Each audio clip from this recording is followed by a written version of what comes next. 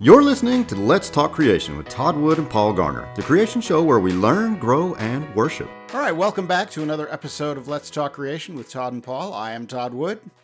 And I'm Paul Garner.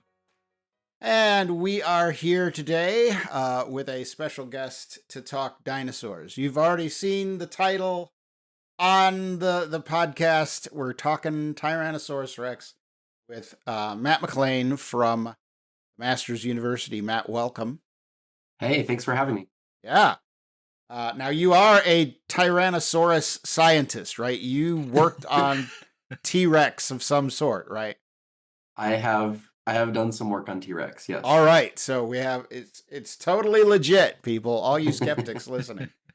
We have legit scientists on our podcast. Now, I have to confess, Paul, we did not schedule this at random.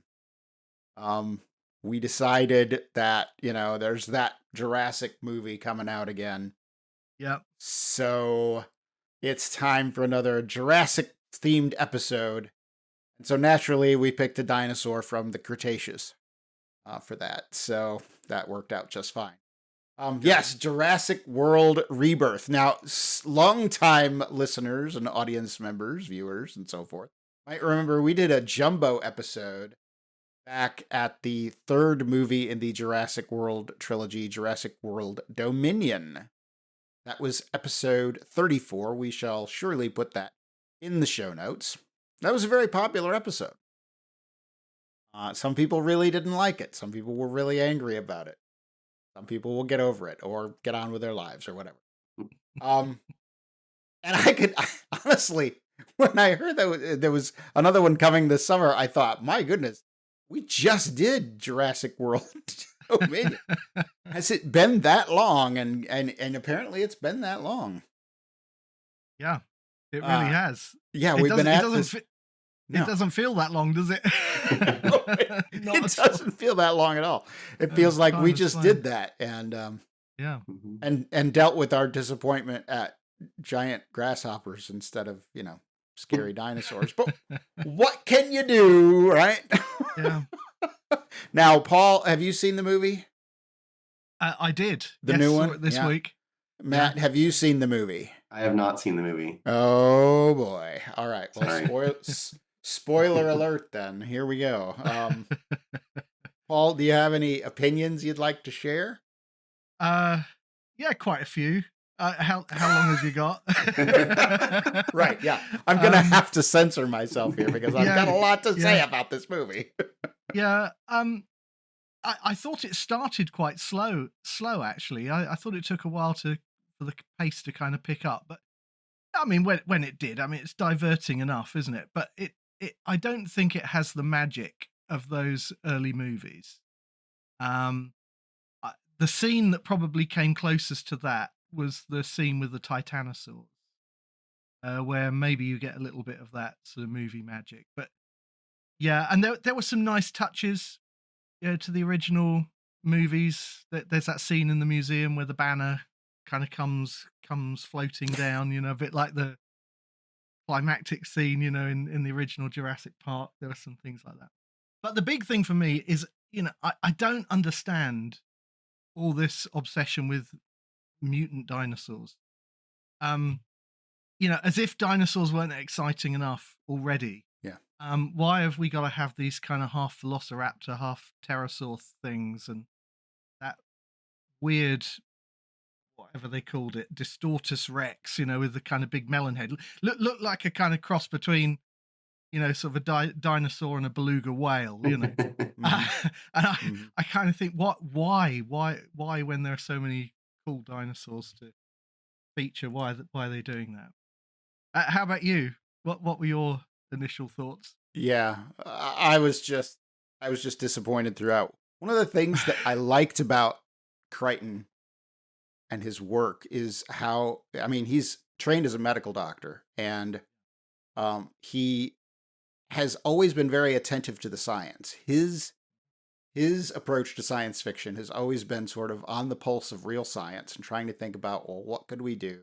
Sort of push the boundaries and make a really interesting story. And it felt like in this one, they just threw that science right out the window. And there's a whole scene at the very beginning in which they are giving their technobabble justification for why they're going to do all these things. And the science was just one sentence after another of complete nonsense. It just blew my mind. I thought, wow. You couldn't have just hired a random postdoc and given him a couple $1,000s to tell you, no, this scene has to be completely rewritten. It was really quite breathtaking. Matt, you'll appreciate this. They had to go onto this island to get fresh DNA from the 3 largest dinosaurs on sea, air, and land. So they needed it from mosasaurs, titanosaurs, and quetzalcoatlus. Now, I don't know much about dinosaurs. I'm not a dinosaur expert, but I've been around enough dinosaur people to know that paleontologists, dinosaur experts, know what a dinosaur is. They are quick to tell me, oh, no, mosasaurs are not dinosaurs. Oh, no, pterosaurs, quetzalcoatlus. That's not a dinosaur. And yet here is the paleontologist of the movie telling me all this gibberish.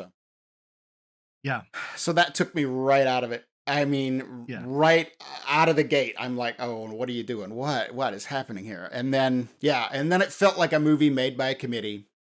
It really did. It just felt like, let's put a scene in here about this, and let's put a scene in about that. And then it felt like, the mutant dinosaurs, the central thesis of the movie was sort of explained at the very beginning. Number one, all the dinosaurs that have escaped the park are now dying out. So only the islands where these dinosaurs were originally found are now where you can find them. And everyone. So basically, Dominion and Fallen Kingdom, we're just going to pretend like that didn't happen. We're going to retcon that right out of existence, right? And so now we're just going to tell you the story of Jurassic Park again, which I've seen, and it was much better the first time. And then the second central idea is that people are tired of dinosaurs. That is literally one of the things that they say at the very beginning of the movie. Yeah. People are just tired of dinosaurs. That is completely wrong. They're tired of dinosaurs being poorly written. It'd be like saying that people are tired of bears, or people are tired of deer, people are tired of cheetahs. No, they're not. They're tired of them being poorly written. That is what we're tired of. So yes, and then the mutants, yes, let's make a bunch of mutant dinosaurs instead of actually trying to be scientific about it and following the science. Let's just make up a bunch of stuff. But let's not make them interesting. Oh no. We'll make Distortus Rex the biggest, slowest, stupidest dinosaur in the entire series. He'll just sort of lumber around randomly, staring at people and doing just gibberish. Wow. Okay, so you can tell I was pretty animated after I got out of there. My wife and I drove home from the theater, and it's quite a drive, and we were just sort of ranting at each other about, that was so bad. Why did they do this? And yet, then it makes, $150 million, and now it's, really popular. And I guess people will go see dinosaurs eat obvious red shirts. Yes, that was the other problem. You could tell who was going to die as soon as they got on the boat to go to the island. I'm like, well, those people, I've never heard of those actors, so they're dead. And those people, they're going to survive because they're famous actors. So. Yeah. Anywho. So there you go. I know you have to suspend disbelief with all of these movies. You do. But there was a lot in it that really sort of just stretched credulity and was just kind of scientifically inept, and things that I just didn't buy. No, I'm old school. I like the original Jurassic Park movies, but actually, give me a Ray Harryhausen stop motion dinosaur almost any day of the week. I kind of still love those old movies, but there we are. Yeah. I think there's an over-reliance on CGI and a lot of this modern stuff, and I think it's a bit soulless. I mean, it's getting better. It's getting better, but there's just something really lovely about those old sort of those old stop motion dinosaurs and stuff. Yeah. Well, there you go, Matt. I started to spoil the movie for you. I just saw it. Oh no, I don't have to Yeah, go see there you it. go. So, yeah. Prepare for Quetzalcoatlus to be slightly about the size of really your average pterodactylus. It isn't particularly big at all. That's disappointing. Yeah. Where do we even stop with critiques here? I don't know. I was thinking about it the other day. Mutant dinosaurs could be really cool if they actually talked about, here's what we spliced into this dinosaur's genome to make a new creature. And hey, why don't you get some crazy scientist who decides we're going to splice in some human DNA and we make a super intelligent raptor now that can hunt and kill like no other raptor can possibly do. Now, that would be interesting and mildly scary. But no, we're just going to make up randomly stupid dinosaurs who are just randomly stupid and lumber around and do randomly stupid things. Anyway. So, I mean, on my end for the Jurassic World movies, the exciting part for me has been that they will introduce creatures that they haven't done before. People typically aren't aware of, So like, even this new movie, they put in some new animals that they haven't used before, which is cool. Yeah. But the frustrating part for me as a paleontologist is when they make the mutant dinosaurs, because when I go and talk at elementary schools and stuff, kids will tell me their favorite dinosaurs and Indominus or whatever, and I'm like, that's not real. Like, that's not a thing. Did you not understand the plot of the movie? I don't know what to tell you. Like, it's not a real animal. So, yeah, I'm bracing myself for all the kids who are going to tell me that their favorite is one of these weird mutant things. Yeah, that I have to crush their spirit. Distort us. There were also a couple of scenes where you just kind of get a glimpse of this kind of weird amphibian thing. Did you spotted that, Todd? So I don't know what that was meant to be, but it wasn't a dinosaur.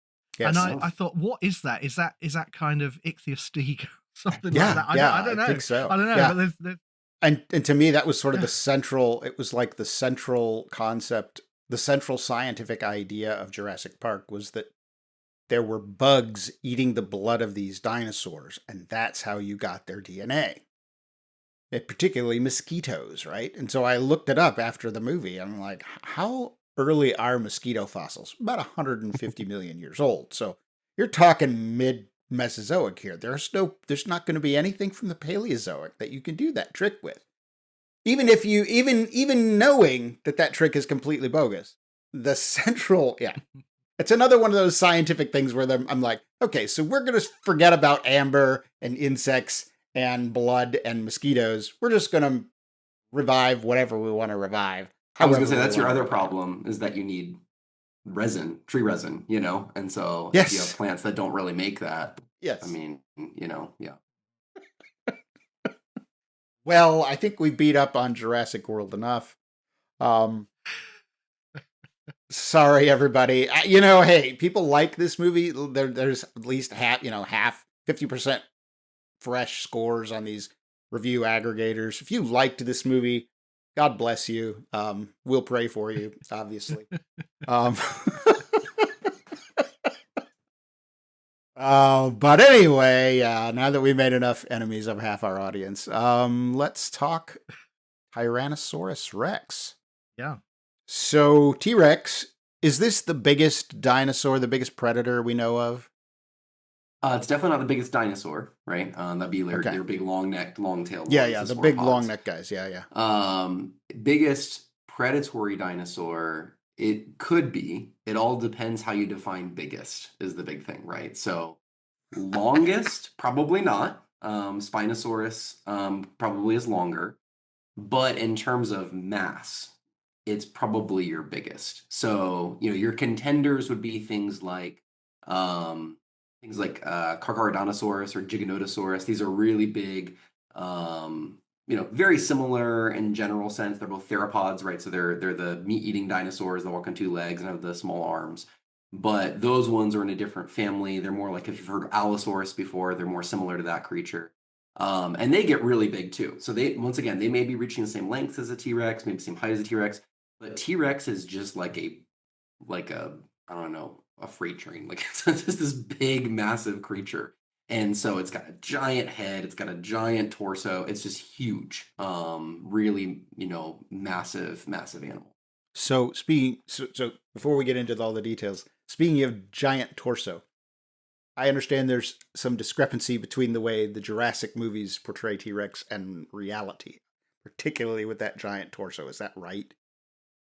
So a lot of that stuff, I will say, I think in general, the Jurassic movies do a pretty decent job with T-Rex compared to some of the other dinosaurs, I mean, the one problem they've always had with the meat-eating dinosaurs is they have their hands like little bunnies, right? Where they should be clapping more. But it's interesting. I've been watching a debate recently unfold among several paleontologists about how heavy is a T-Rex and, what would its kind of torso shape be, body shape be. A lot of the more recent kind of informed depictions, they make it very, very bulky, almost like a seal almost. And there's different thoughts on that because the problem is the fossils don't preserve the amount of fat, they don't preserve the amount of muscle, right? Like That's right. there's a lot of speculation that goes into that. It's informed, right? Like you're Mhm. looking at muscle scars, you're looking at modern animals. But the problem is we don't have a very good modern analog for a T-Rex, right? We don't really have anything that's walking around today that's like a T-Rex. And Right. so it kind of, some people are going to be like, well, no, it's, it's so bulky, it's so massive, so it's got to be really big. And other people are like, no, it's a predator, so it's got to be leaner, So you kind of get different perspectives on there. And, when they talk about the mass of a T-Rex, I'll see people go anything as low as 5 tons to anything as big as 9 tons. Wow. And so a lot of people kind of hover around the 7-ton-ish range, which a big African elephant, that's bigger than a big African elephant. I mean, that's a good way to think about it. And that's insane to think about an animal walking around, able to eat you one bite, but is bigger than an elephant. Like that's really scary. Yeah, that is crazy. So take note, all you Jurassic World toy collectors out there with T-Rex on your shelf. You know who you are. You better turn those arms so that they're clapping, not bunny arms. If you want to be realistic. So, all right, cleared that up. Okay, so how many T-Rex fossils are we talking about? Is this a well-documented thing? Is this poorly documented? How much evidence is there that we can make inferences from? Yeah, so actually T-Rex is really, really well known, which is pretty surprising. Like a lot of dinosaurs, you might be talking about, one individual or handful of specimens or something. I mean, T-Rex, we're talking about in the dozens of good specimens, like where you've actually got a partial skeleton at least. And of course, there's tons of teeth and other things that you find. But even really, really complete skeletons, so you're talking about in the 70 to 95% completeness. We've got quite a few. So there's like if you visit the Field Museum in Chicago, you can see Sue there. There's Stan, I think, is at the Black Hills Institute. Yep. What's the one at LA? Thomas, I think his name is. I don't know how they give them names. Yeah, it's hard to keep track. I doubt those were their real names. I don't think they called each other that. But probably not. No. Probably not. But T-Rex so either. there, it's surprising because it's one of those animals we actually really know a lot about. We've got basically every bone in the body. We know, what it's like. We've got different size ranges. We've got, just all kinds of evidence, which is really cool. Wow. I mean that. Do we actually know what the sex of these specimens is? Because they're calling some Sue, some Stan. Yeah. I mean, is that based on anything scientific? Do we? Those names are just given. I think they're usually named after a person who like found it or donated money or something like that. Right, but we don't know what sex. So usually we don't. There was some work done. I think it was Mary Schweitzer that headed this up. That they found some medullary bone in some dinosaurs, and so that is basically when a chicken is going to lay eggs have calcium to make the shells, and so it's like where are you getting the extra calcium from? They will lay down this extra bone called medullary bone, and they'll use that to help them make these eggs. And so when you find medullary bone, if you're confident that's what it is, then it's very clear you have a female. And so there are some dinosaurs that they think they've got a good case in that, and I believe there is a T-Rex specimen that has that. But most of them we have no idea. Yeah. I mean, it's different from mammals where there's a pretty distinctive, I mean, the live birth Yeah. that we do, especially among the humans. That gives a pretty telltale mark. in the skeleton. But yeah, I guess if you're laying little eggs, it's kind of a different kind of situation. All right, so how big? So we talked about the mass, but Yeah. I mean, how tall are these things? I've seen Sue, and as I Yeah. recall, I was about knee high to Sue, which was unnerving. Yeah, that sounds about right. Is that about right? Yeah. Yeah. So 15 feet tall, maybe at the shoulder. Yeah, I would say like, if it's just walking horizontal, it's probably 13 feet tall, but Okay. 15. I mean, easily if it's, rearing up, it could reach a lot higher than that. Yeah. Yeah. Yeah. What about the actual posture of the thing? I mean, in my day, when I was growing up, watching Valley of Gwangi and all these stop motion Harryhausen movies, of course, we had T-Rex standing upright with his head kind of on the top of his backbone and his tail completely dragging along the ground. Jurassic Park and the following movies do not portray him in that way. Which one's right? How do we know? How do we know which one is right? So yeah, they used to do the kangaroo posture, right? Yeah, That's kind of how they always had their tails on the ground and everything. So we've got lots and lots of dinosaur footprints out there from all different types. We have some that we're very confident come from T-Rex or something very, very similar. And you almost never ever find a tail drag mark on footprint trackways. And every once in a while you will find one, which is pretty cool. It's like, well, look at that. But even then, the tail's not like, this giant furrow where it's going behind it. It's like a little tiny tip of it touched kind of thing. And so that right there is like, okay, it doesn't look like the tails are dragging.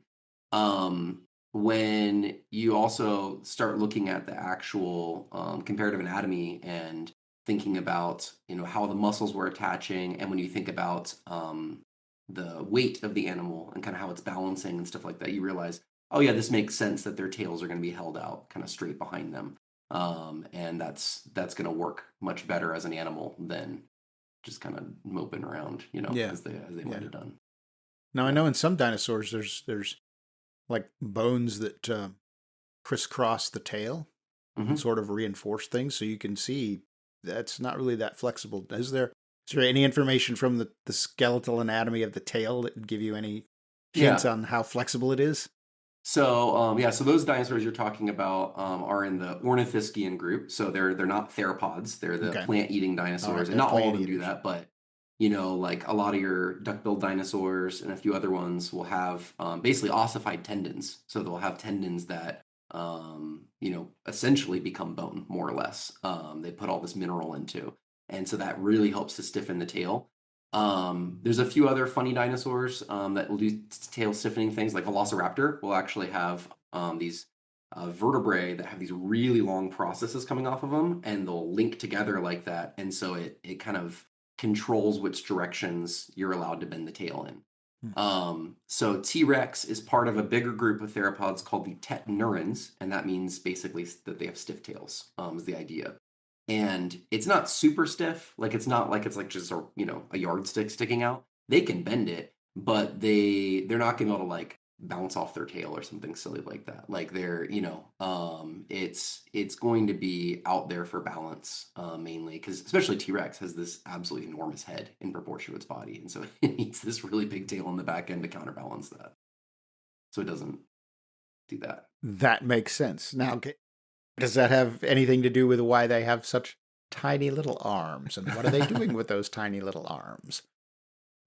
I think part of it is, if you do want to have a really big head, you got to lose something somewhere, So there's definitely some mass questions there, and balance and things like that.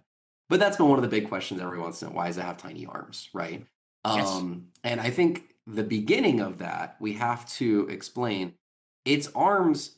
What do you mean by tiny arms? So if you actually take a T-Rex arms, like you take one of the arms off, it is the length of your arm. It's big. It's not a small thing. I mean, you don't call your arms tiny, right? The problem, of course, is that a T-Rex is much bigger than you, right? Yeah. You're not 45 feet long or whatever. So they do look very small on the body. They are very muscular. Like you would lose arm wrestling to a T-Rex, I'm confident. I'm not just saying you guys, I'm saying any human. So they are not, there are animals, there are even dinosaurs that have more ridiculous arms than them, right? So I've got a little T-Rex model here. This doesn't work well for the audio, the listeners, Yeah, which right. is me. I never watch this on YouTube. I always listen to the podcast. But you got a T-Rex here. There's an even goofier one. This is called a Carnotaurus. Okay, he showed up in Jurassic World 2, I think. And his arms, I don't even see this, are tiny, like a joke of an arm. They actually have more fingers than T-Rex. They have 4 fingers, but they don't have a functional elbow. They can't even bend at the elbow at all. They've got a really mobile shoulder joint, but yeah, it's like, what are you doing, right? What's the plan here?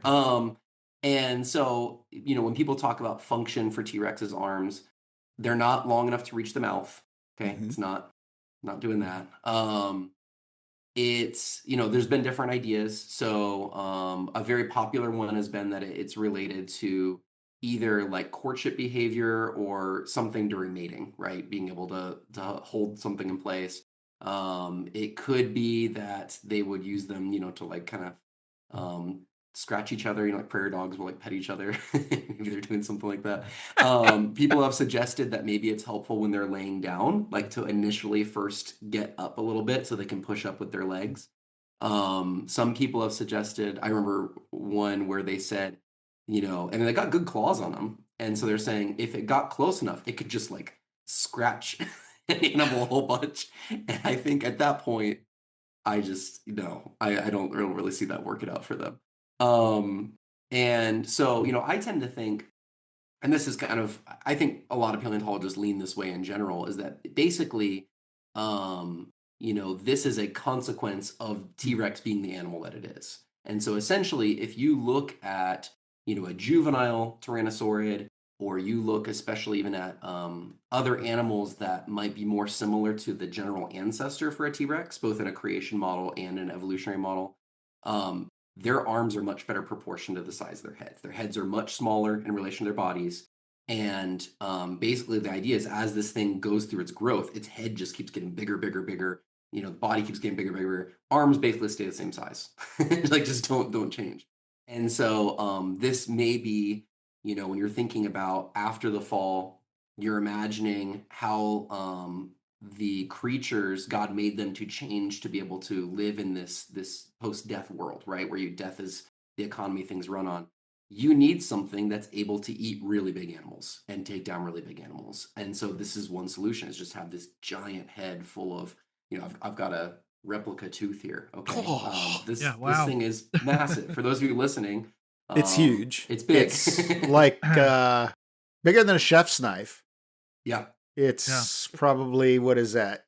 12, 13, 14 inches long? Yeah, like 14 inches long, probably. Something like that. And the thing is, it's not like a chef's knife in its, shape, like width. So a typical meat-eating dinosaur tooth is like a chef's knife, right? It's very, very, skinny, like compressed in one way, and then it's serrated on the one side. This does have very tiny serrations on it, but it's actually more shaped like a banana, you can see. And so this is not meant to be a steak knife cutting into things. This is just meant to punch into stuff.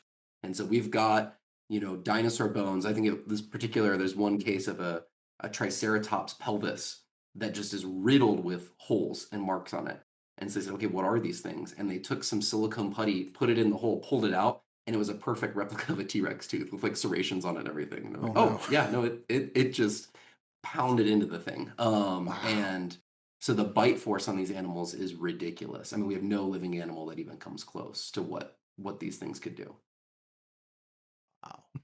That's just, I mean, it sort of gets into sort of our next big question here, and that is, how do we know anything about these, right? You've said, it's somewhat speculative to know which one is a female and which one is a male skeleton, right?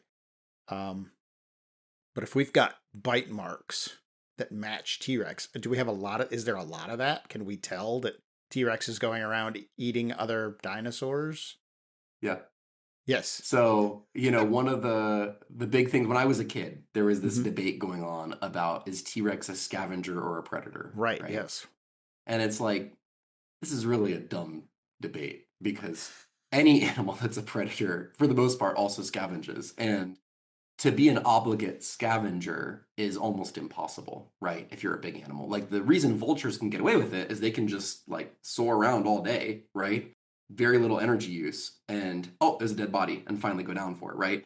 If you're walking around everywhere you go, there's no way you could just depend on carcasses, unless there's just tons of carcasses all the time. You know, they're just falling from the sky, kind of thing. You know, and that's unlikely, right? So, do we have fossil evidence of one or the other? What's cool is there are cases. I'm thinking of one in particular. There's a duck-billed dinosaur vertebra, and there's a T-Rex tooth lodged into it, and the bone on the vertebra has grown around the tooth. So the animal lived after it got a bite in its tail. And that right there, that's got to be a predation attempt, right? It's a failed one. I mean, he didn't get eat that day, but that shows that they're not just scavenging, right? They're not just finding dead things, unless the guy was just sleeping. He's like, "Oh, I thought you were dead," you know. I don't think that was going on. The T-Rex runs away. He's terribly embarrassed.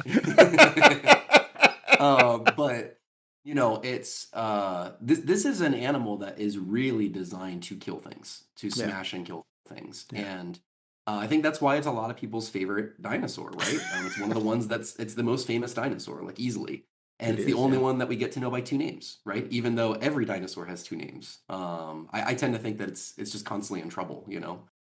T-Rex, you get over here. Tyrannosaurus Rex, you know, like using the full name. Because every dinosaur has two names. I mean, you have Velociraptor mongoliensis, you have Triceratops horridus, but nobody knows those ones. They only know that one. And it's so famous because it's just so incredibly crazy to think about that there's this giant predator. I mean, this absolutely terrifying, powerful creature, you know, that was walking around at one point. And so, you know, tooth marks, this is a 3D print of a bone that I worked on during my PhD that we found out in Wyoming with people from Southwestern Adventist University. And that Art, if you know Art Chadwick, if you saw his Genesis history, right, they visit his the dig site out there and everything, so that's out there. And so this is a, like I said, it's a replica, it's a 3D print of it, but this is the bone, and there's actually tooth marks that go along here. And so we knew something was scratching its teeth on here. What's really cool is one of the tooth marks, the animal, as it was biting and dragging its tooth on the bone, it turned its head. And when it did that, all those little serrations on the tooth left their own individual grooves. And so what you can do is actually measure the distance between all those little grooves, compare it to teeth that you find in that formation.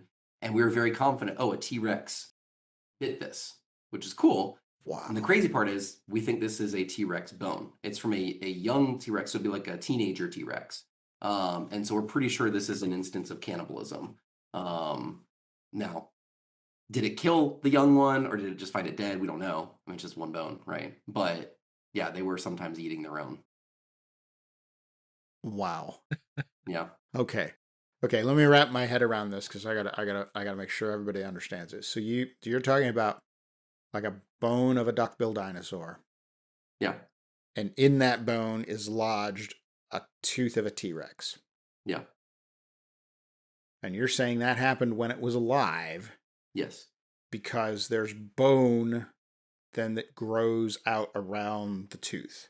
Yeah, it tried to heal, right? So basically the tooth broke off from the T-Rex's mouth and is left inside the body of the dinosaur. And then it tried to heal around that wound with new bone, as bones do. Okay. And that's how we know that interaction, whatever that was, when T-Rex bit that dude, that guy was still alive.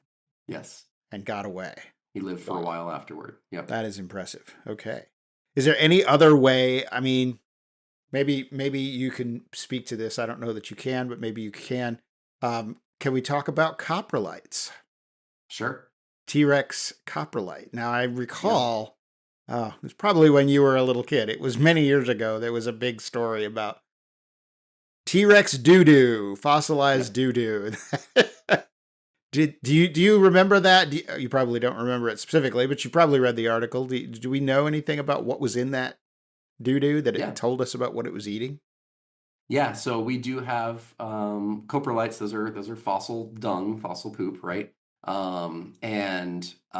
There are some from the formations where you find T-Rex, so the Hell Creek and the Lance Formation and ones like that.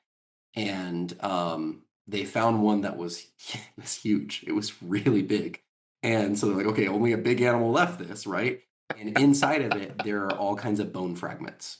And so it's like, okay, this animal had to be able to basically destroy pulverized bone, right? And in its ecosystem, there's, when we look at all, and these are formations we've been digging in for over 100 years. Like there's tons and tons of, we know very well what's out there. And T-Rex is the only really big predator in its environment. And especially, like I said, it doesn't have the typical meat-eating dinosaur teeth. It's got bone-crushing teeth. And so it's like, okay, this is a doo-doo from a T-Rex. Like it's got to be, right? So yeah, it looks like sometimes they would ingest bone, along with, presumably the rest of the animal. They're not just eating bones. Yeah. And then there are close relatives of T-Rex, things we think are in the same created kind, that sometimes have stomach contents. So there's, I think, maybe a Daspletosaurus or Gorgosaurus, one of those, that has some bones from a plant-eating dinosaur in its stomach area. So that combined with all the tooth marks and the coprolite, we got a decent idea of what T-Rex was eating. Right. Yeah. So let me approach this question with all due decorum and respect to everyone out there, but there's been creationist ideas put forward that, before the fall, there was a T-Rex that ate salad, melons, leaves, what have you. Is that realistic? Do you think they could survive on watermelon or muskmelon? Maybe watermelon, they're bigger. It's an interesting question. At first, it seems really silly. I'm just going to say it. T-Rex eating melons. But Isaiah does talk about when he speaks of, I think, the millennial kingdom, but in the future, he talks about the lion will eat straw like an ox, right? And do the lion's teeth completely change at that point, or is this God doing a special work there? So what I would say is, either won't be God doing a special work, but I'm saying is he able to make it like a modern lion but survive on these other plants? So without miraculous intervention, a lion's teeth are not designed to eat plants. Right. So when you look, and this is a point that Cuvier made way, way back in the day, right? When he was arguing for comparative anatomy and really pushing that field, he said, you can look at an animal's teeth and you can start guessing what the rest of the body has to be like, right? Yeah. So if you've got teeth that are designed to eat meat, you must have a digestive tract that can, digest meat, right? And if that's true, you have to be able to have a way of catching your prey, right? So you have to be able to have legs or claws or things like that allow you to get it. And you have to be able to have a brain that can outsmart, whatever it is you're trying to catch, kind of deal. And so, when we look at a T-Rex and we say, okay, how does this creature look designed? It looks designed to kill things, and all the evidence we have is that it's killing things, right? So it would be really weird for us to say, oh, look at God's design here, right? Like this is well designed, it's well engineered, and then say, oh, but not to do that, right? And you think, well, that would be very strange, right? Like if I drove an airplane to work every day on the freeway, like what are you doing? Like just fly. Like that's what it's supposed to fly, You can do that. And so, what I would say is I think it makes more sense when you look at the features on a T-Rex. We don't have to imagine for sure, oh, a T-Rex has to use these things to eat something else in the garden, right? Or in the pre-fall world, I'll say. It could very well be that these are features and characteristics that are coming about because of the curse, right? After the curse has happened. And so, like I said, when you look at the created kind of animals that T-Rex is probably part of, there are some that seem better proportioned. They seem kind of more like normal looking guys.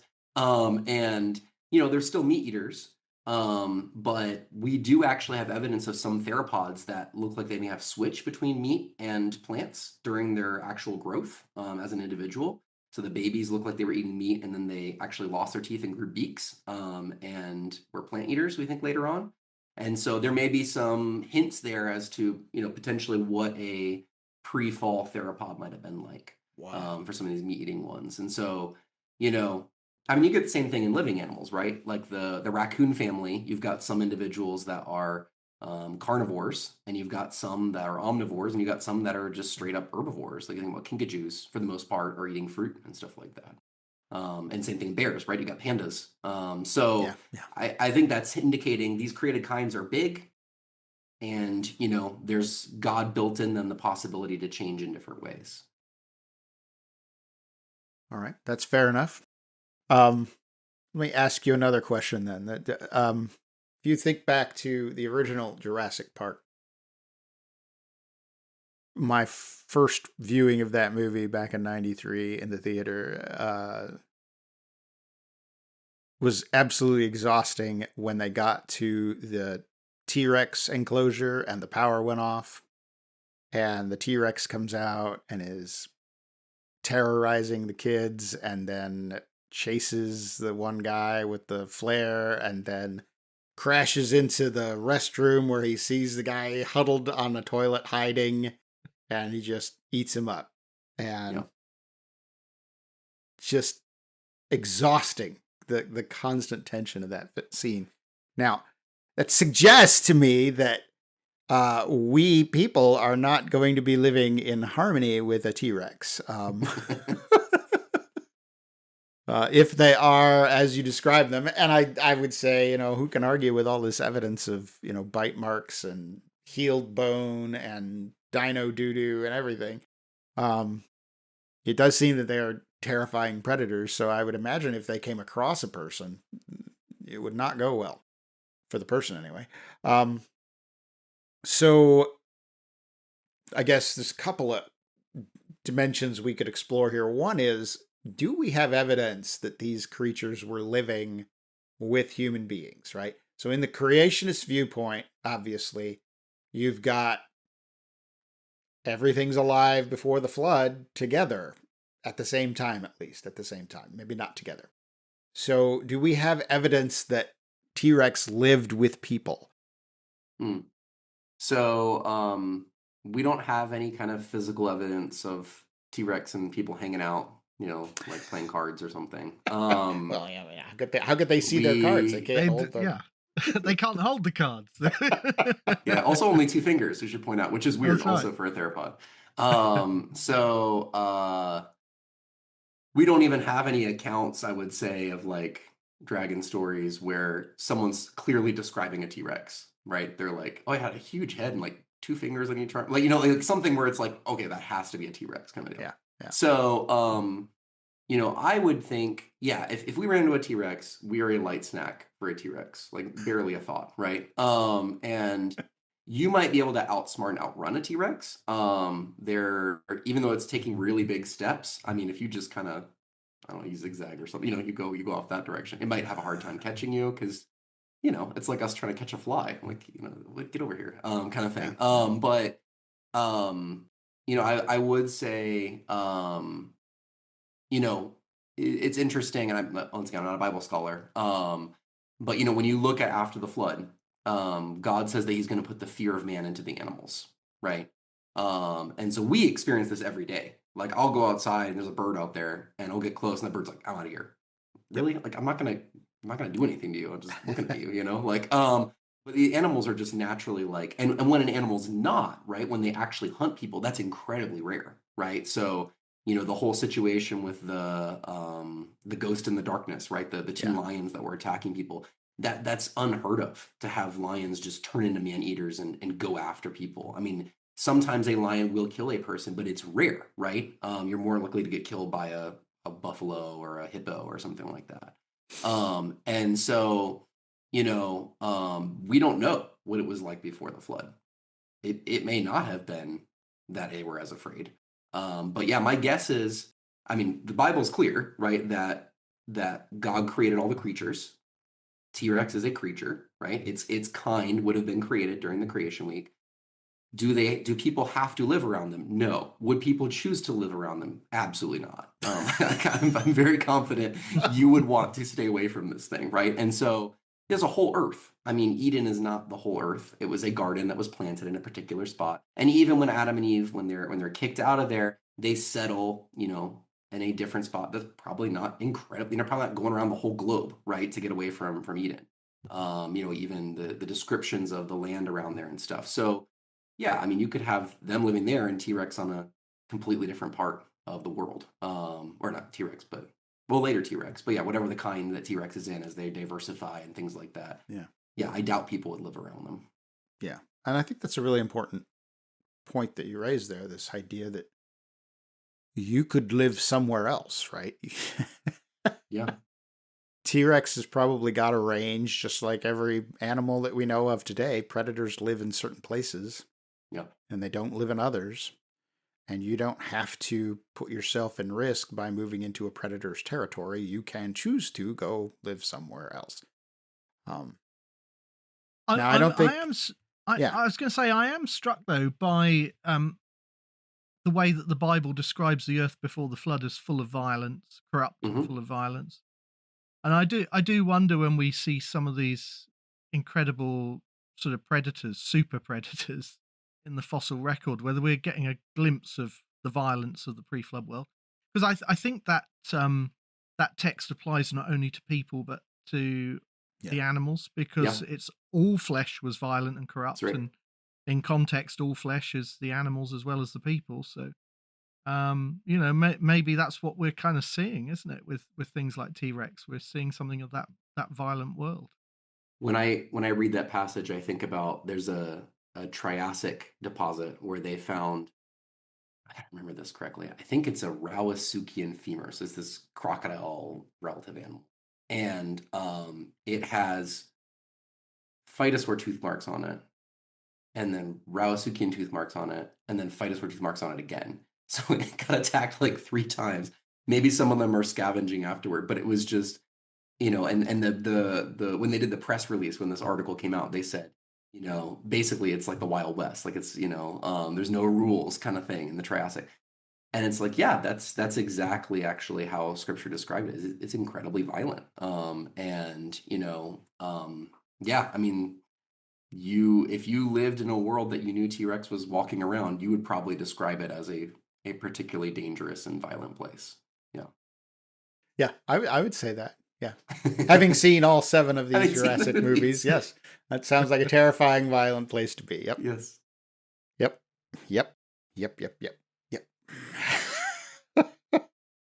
All right. So I guess there's another dimension to this question, and that is, we have these predators. They are designed, as you say, to eat meat, to hunt, to kill.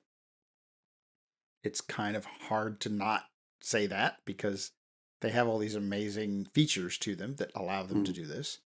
Why would God make that? What is the point of that? I mean, assuming God knew T-Rex was coming, I mean, he'd have to know that. Why is that in there? Why is that part of the design? How is this very good? Well, that's getting into that question of natural evil and all that kind of fun stuff, right? Yeah. I mean, I think we can say T-Rex being a scary predator animal, that would be a post-fall, post-curse reality, right? I think we can say that. Whatever the pre-fall Tyrannosaurid kind look like, I mean, that's, that we can speculate all day about that. Who knows what's going on there, right? But certainly, as you said, God knew there's going to be this world after Adam and Eve sin, this world. And what we forget is the current world we live in, it needs predators. Like, they are essential to the world we live in today. And if you're going to have animals that are the size of rooms or buildings, you need to be able to have animals that can eat things like that, right? And so it makes sense that God would build certain of these kinds to be these giant, and like I said, you've got Tyrannosaurs, but you also have really big Allosauroids. You also have the Abelisaurids like Carnotaurus, the really goofy, arm dude. you've got big animals that can eat big animals, right? And that makes sense. And when you look at ecosystems today, you see the same kind of thing, right? Where you've got a whole functioning food chain, right? And there's all kinds of cool accounts, I guess disturbing accounts, depends how you look at it, where people talk about where a link in a food chain is removed, right? And you see collapse of things. And when they put it back in, all of a sudden it's like, oh, this works, right? I mean, I think about Yellowstone as the classic example where they removed all the wolves in Yellowstone, and what happened? They ended up with elk all over the place, and so the elk were eating all the trees, all the baby trees at the river, and so those weren't growing, and so the river started going over its banks, and birds weren't coming there because there weren't these bushes that they like to hide in, these little plants. And then once they introduced wolves back in, it's like boom, boom, boom, boom, boom, right? All these things kind of fell in place, and it's like, huh, it's almost like this is designed, right? And so when you think in those terms, it's like, oh yeah, this is what the Psalms talk about. I think about Psalm 104 with like God maintaining the creation and designing it well. And so we look at it, we say, hey, T-Rex seems like a scary animal. Why would God make something like that? And it's like, okay, we need this in the world we live in. He knew this world was coming, right? On the flip side, you are seeing something unique and awesome, kind of in the original meaning of that word, in a T-Rex about the glory of God, right? Like you are seeing God's power on display. You are seeing, how incredible must a person be to be able to create a creature like that, right? You complained about the Jurassic World hybrids and mutants and all that kind of stuff, right? These are bad designs, right? Why can't they make a better one? That's exactly why are we saying that? Because we've seen what it looks like to make a good one, right? Yeah. We've seen these real creatures and we're like, that's impressive. And that's something like, scientists always complain about, sci-fi people complain about, oh, alien designs are so lazy, right? So you watch the Avatar movie, not Last Airbender, fantastic. Okay, but not the actual movie that was bad, but the show was great. But the blue people Avatar, right? That movie. The aliens are really lazy. Oh, it's a six-legged monkey. Oh, it's a six-legged horse. Oh, it's a six-legged hyena. Like, what are we doing? They're also like, fluorescent. I mean, give them that. right. And you think about, I think one of the more creative ones is probably the alien from Alien, right? Like that's a very unique creature, like where they came up with a very creative design. When you think about why do we struggle so much to create original things, right? Yeah. Because we have to think on what we know, right? And God already made the original stuff. We're just making deviations of that, derivations of it, kind of thing. So yeah. So I think this is a cool display of God's power and glory and all those kinds of things. Yeah, all those kinds of things. Yeah, good stuff. So let's talk about what happened to the dinosaurs. Now, they died. I don't think we know. They did die. Yes, they did die. They died. I think cartoonists, in my recollection, have provided a number of really interesting hypotheses. I saw one cartoon where there's an ark full of mammals and an ark full of dinosaurs, and they're shooting at each other and gonna sink the dinosaur ark. I've seen a cartoon where the ark is floating away and the dinosaurs are standing there going, "Wait, was that today?" Lots of funny, cute things. What do you think? I mean, I assume when Noah's told to take two of every kind onto the ark, that means two of every kind. I guess that means two of every kind, right? I mean, nothing gets left out. But I would imagine he did not take full-size T-Rex on the ark. I'd imagine he would take some smaller theropod that was a little more easy to manage and maybe a little less ravenous. But yeah, I mean, what happened after that? Yeah. So yeah, I mean, if we are understanding the text and what Noah's told to do, yeah, it would make sense that there's dinosaurs on the ark, right? So if we've got that right, it kind of naturally flows, right? Yeah. So when I talk to my students about this, I always say, when the boat lands, the doors open and it's go time, right? It's you get off the ark and you go and you settle the earth and you fill and everything. And it's a race at that point, right? It's a race for resources. It's a race for space.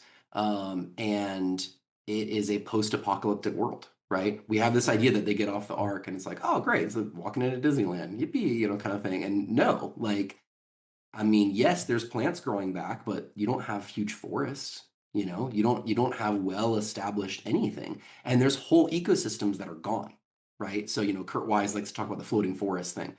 I think everything that lived in the floating forest gets off the boat, and they're just like, well, shoot, like everything I know is gone, right? Like that Yeah. was my whole world. And so if you had a whole food chain that was working before the flood, number one, you may only have particular representatives of that particular ecosystem, right? So, let's say for instance the tyrannosaurid kind, I think so far we're coming up with maybe like 15, 20 species we know of in that kind, right? So only two of those get brought on the ark, let's say. Um, okay, well, whatever it was elsewhere in the world where those different things lived before, now you got it down to just two, right, of one variety, okay? And if they were used to eating this particular creature that had 30 varieties, but only, one variety was brought on the boat, and it was from a different ecosystem, right? And it's like, well, do I eat that guy? I don't know how this works, right? What's our relationship here? So they got to figure all that out again. And if your herbivore you were used to eating can't get the plants it's used to eating, you start, having this collapse happening. And so obviously God built his creation to endure. I'm not suggesting God did a bad job. But I think when you think about getting off the ark, you're entering a new world of unfamiliar terrain, unfamiliar plants many times, unfamiliar everything, right? It's all brand new. And you're forced to try and survive. And so some things are going to do exceptionally well, and some things are just not going to do well. So frogs, they did great.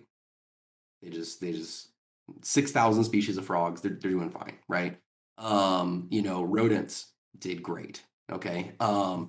Other things really struggled. You look at a platypus, like the monotremes, like we have just a few species. Even in the whole Cenozoic, the tuatara. What's he even doing here? How did he make it? But then you look at, like I said, rodents, tons of them, right? So I think dinosaurs did not do well in the post-flood world, is my guess. We don't have any fossils of them that are definitively in post-flood deposits. And so, I suspect they either died out very quickly, or they never established populations big enough to really be able to leave fossils, or the places they lived weren't fossil producing. I mean, there's a lot of things you can think about there, but I don't think they ever got into the huge numbers and sizes that you had in the pre-flood world. Well, that makes sense to me. Paul, you got any other? That's all I was going for. So yeah, as long as you're happy, I'm happy. Sure, why not? Paul, you have any other questions about this stuff? About T-Rex and dinosaurs? We got the dinosaur man right here. Just a question for Matt about this question of post-flood dinosaur fossils. So, I mean, back in, I don't know when it was, the 80s and 90s, there were a kind of flurry of papers that were published about some dinosaur bones in Paleocene deposits. That's just after the end of the Cretaceous, when the dinosaurs disappear.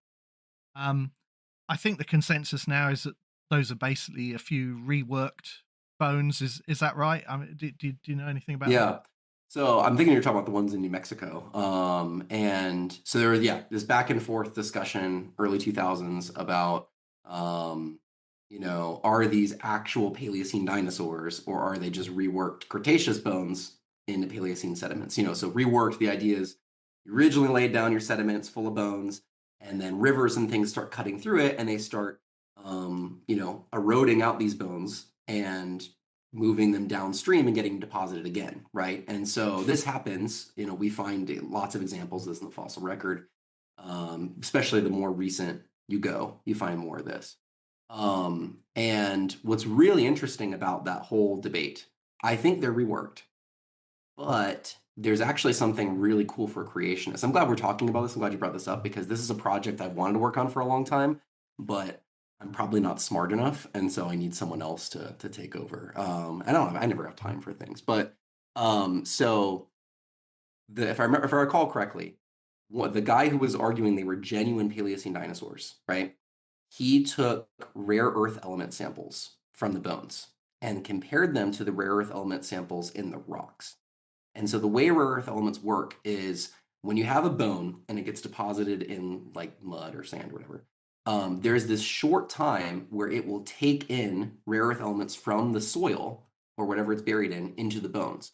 but it's something like 100 to 1,000 years. Somewhere in that range, it'll just stop and it will no longer take in more rare earth elements. So if a bone is buried for a while, takes in the rare earth elements, gets transported and dumped somewhere else, then it will have a different rare earth element signature than the new sediments that's around, right? So I actually did this work at the Rose Quarry, one of the quarries out in Wyoming. Like I saw, if you saw his Genesis History, the Art Chadwick segment with all the dinosaur bones. So we found, oh yeah, it was a mixed assemblage. You had some bones that had one rare earth element signature, you had some that had a different one. It was all confusing. And so we said, oh, we have reworking going on. It was pretty obvious.